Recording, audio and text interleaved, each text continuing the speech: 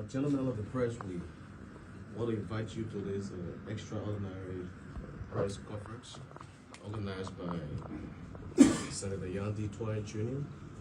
At the Capitol Hill office. We want to request your indulgence as you go through this conference. Critical issues regarding the country and the interests of the people of Limba. As he highlighted them in his discussion, we want to say thank you and stay tuned. Thank you. Ladies and gentlemen of the press, my beloved people of Nimba County who I represent, and the people of Liberia whose business we are elected to do. As senator representing the great people of Nimba, I follow today with keen interest the recently signed concession and access agreement between the government of Liberia and Ivanhoe, Liberia, which grants the company the right to transport iron ore from the Republic of Guinea through Liberia's rails and port infrastructure for the period of 25 years. Today, the president sent that signed document to the legislature to begin ratification exercises. While we welcome every genuine effort to strengthen Liberia's economy and foster regional cooperations, it is my duty as a lawmaker and representing the people to ensure that such agreements are fair, transparent, and beneficial to all Liberians, especially the affected communities that I represent. It is important to state that the railroad and associated infrastructure pass through the heart of our people's land in Nimba, where residents have where they have already endured years of environmental degradation, loss of farmland, and displacement without adequate compensation or social benefits. Therefore, any agreement that seeks to expand or extend the use of these infrastructures must directly address these historical economic injustices. The days of signing bad and lopsided agreements that undermine the rights and dignity of our people are over. We must ensure that the agreement reflects the following. 1, adequate community benefit to be clearly stated and binding and not left to the discretion of the company. Proper environmental safeguards to protect our lands, our rivers, and farmlands. 3, fair revenue sharing mechanism that guarantee Liberia and particularly affected community a just return on natural resource endowments. Transparency in all financial transactions, including tax obligations, royalties, and profit sharing. Furthermore, I note with serious concern the reported $37 million payment that was made by Ivanhoe to the previous government as stated in the president's cover letter of this ratification document. The Liberian people deserve to know what that money was paid for and how was it utilized by the previous government. Accountability must be the foundation of trust in public governance, and we ensure that. As a member of the Senate Committee on Ways, Means, Finance, and the Budget, I also caution against a premature inclusion of the subsequent $10 million payment and $15 million payments, which are tied to legislative ratification and access respectively, to the current draft national budget. Doing so will create pressure on the legislature to hastily ratify this agreement and potentially without thorough scrutiny. This must not be allowed. Meaning, the signature fee of $10 million and $15 million after ratification and access should not be encouraged to be placed in the current budget. Let it be clear that we will not rush. We will study every clause of this agreement, assess its fiscal, environmental, and social implications, and engage with all stakeholders, including local communities, civil society, and experts, to ensure that the interests of the Liberian people come first. Finally, the Community Development Fund enshrined within this document must be explicitly defined in the agreement. It should not be left open-ended and subject to the goodwill of the concessionaire, as was done with previous concessionaires like ArcelorMittal, B Mountain, and the rest of them. We must include and deserve concrete measurable commitment, such as schools, clinics, roads, and livelihood, and not vague promises. I call upon my colleagues at this legislature, civil society organizations, and the media to join in demanding transparency, fairness, and accountability. Liberia can no longer afford to enter into agreements that mortgage our future for short-term gains. The time for buy agreements are over. It must be done with due diligence to protect our people, secure a sustainable future for generations to come. Thank you. We will now take questions if there are any. Yeah, thank you, Senator, for the information. A lot of people want to know, you're raising concerns, especially with respect to this particular document or this concession. What makes you think that there are possibilities of this thing not going the way of the Liberian people? Well, if you listen to the statement clearly, this press conference is meant to put out there our expectation. We already have started having some concerns, especially money that was paid to the previous government of $37 million. A document that was not signed yet. We don't know what that $37 million was for. We are not accusing anybody of anything, but we need to know what that money was for. It was mentioned in the cover letter of the president, but the purpose was not stated. So we need to know and what that money was used for, whether it was placed in a consolidated account or so.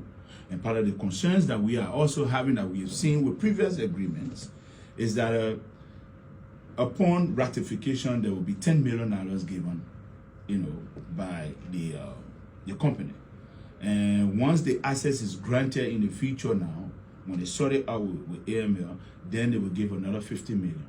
Our concern is that money, or those monies, should not be placed in the current draft budget, because that will put the legislature under immense pressure to not do thorough investigative analysis and due diligence to some of the points that we are raising. There's a parable in Liberia that when snake bite you, you see laser tape, you can be scared. The agreement with ArcelorMittal and other companies around here, such as B Mountain and other people, they are bad. Imagine we sat here, there's a gold machine digging underground in Cape Mount and Bomi County, and the gold is not weighed in Liberia. They take the gold out of here in disproportionate amount and take it to London to weigh it, as if to say to bring a machine right here in King George or right here in Tottenham to weigh the gold would be a difficult thing to do. These are things that we want to avoid. These railroads are passing through our lands, displacing our people, depriving them of farming, depriving them of fishing, depriving them of hunting, which are all their livelihood that they depend on. When these agreements come, they must meet the demands and benefit of our people to a substantial level. That's why we are doing it preemptively, warning our colleagues so that we can dot the I and cross the T's. Yeah, so Senator, mine is like a follow-up to my colleague. One would say, like, you have the ball in your court now, the documents before the legislature. Yeah. And you have the power, the president has played his part. Yes. And then you have the power to see how best all of these things you have raised to address them, to correct the mistakes, maybe if There was were any any, yeah. fund, the executive. Yeah. How are you going about to lobby with your colleague to ensure that all of the T and I are dotted? This is the beginning of the process. To put a statement like this up there or out there to make sure that, you know, our colleagues are guided by some of the norms that we should set. And more besides, I just returned from South Africa from attending the EPINET conference that is purposely safeguarding Africa. It's the African Parliamentary Union on unfair taxation and revenue collection, especially from extractive industry. And they have already, you know, volunteered to review these, you know, concession agreements for us free of charge by paying experts to do so.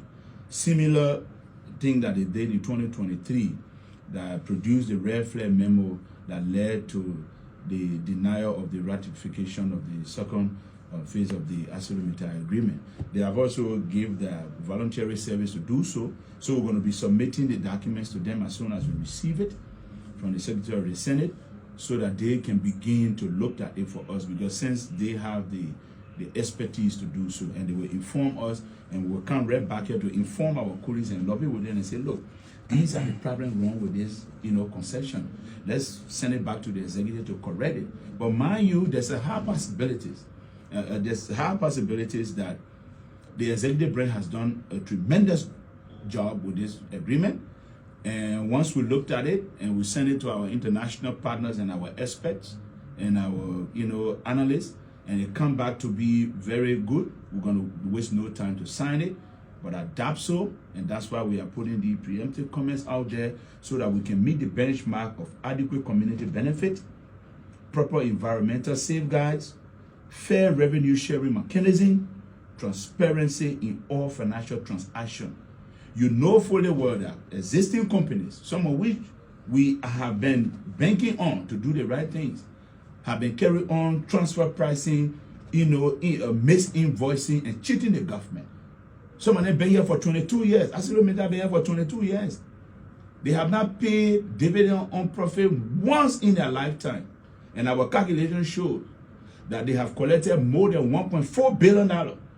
They have collected more than $5 billion in profit since 2005. And up to date, they have not paid us dividend on that. And they keep crooking us through all sort of, you know, mechanisms. That's why we are calling for transparent financial transaction and fair revenue sharing mechanism in this Ivanhoe, you know, Liberian government concession access agreement. Senator, my name is Blamoto from the Liberian Investigative Newspaper. Okay. So it's about good concessions in the interest of Liberians and development. Yeah. Let me also take you to recently, some of your colleagues paid a visit to the operation site of ArcelorMittal. Yeah. The entire country knows your role about ArcelorMittal doing the right thing. What's the report did you get from your colleagues? And B, to the question, are you aware of the Eto and Iboma loan dues, getting back to before the current government? Well, to your point, though, my colleagues who visited NIMBA, we raised the issue. The leadership of the Senate has taken seize of that matter, and the concession committee and the joint committee that was constituted, as far as I'm concerned, is still investigating ArcelorMittal, and we'll be pushing this sitting for that report to come up. But when it comes to what happened between me and my colleagues, the leadership of the Senate has taken seize of that matter, so I don't wish to comment on it further. The issue of Eto and Iboma, I can state to you clearly as I issue a statement about it. You know, we are not aware of it, and the senator who made the comment, I asked him, and he clarified to me that he just mentioned that Eto and Iboma have made initial contact with the government.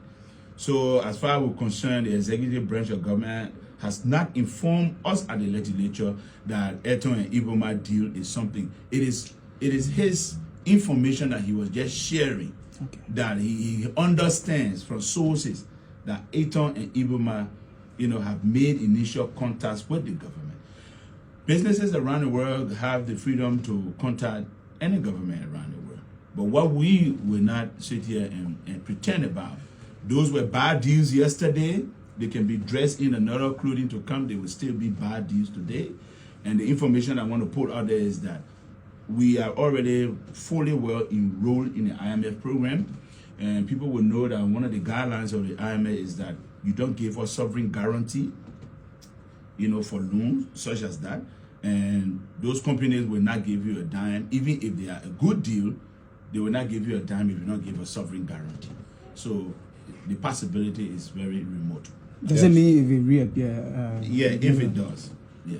So thank you so much, Senator. My name is Ruben Kouan, and I report for Global Dream Television, Radio, and also Arato TV Liberia. You have been so vocal on issues, and more especially concerning the companies that are operating in our country. You are too eager to see the best for your country, more especially citizens. This is the case where some colleagues of yours will sometimes bypass and go and do their own background investigation while you are into the advocacy. Speaking of expectation, what are your expectations concerning your colleagues onto this document? That they will do the right thing, as I know they will. This Senate a year ago had a retreat in Buchanan and promised the Liberian people a robust oversight.